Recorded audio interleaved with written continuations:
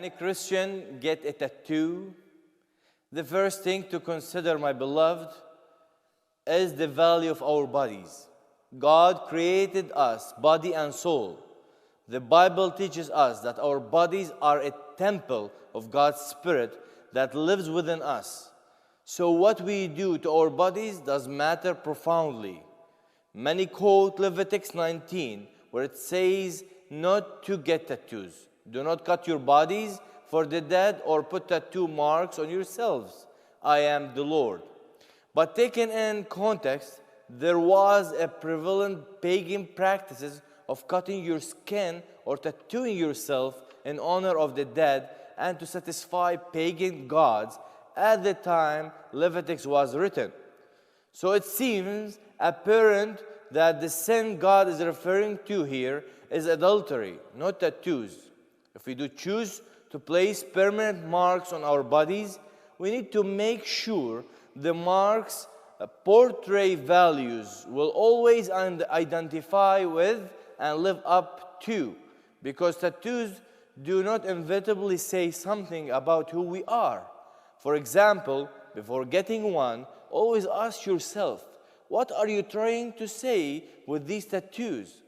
The Bible teaches us that our body and soul are not our own because Christ brought them with His blood. So we are not free to tattoo whatever we want on our body. However, it may be acceptable to get a Christian-related tattoo that will remind you of Christ and serve as an identification to those who see it, that you belong to Christ.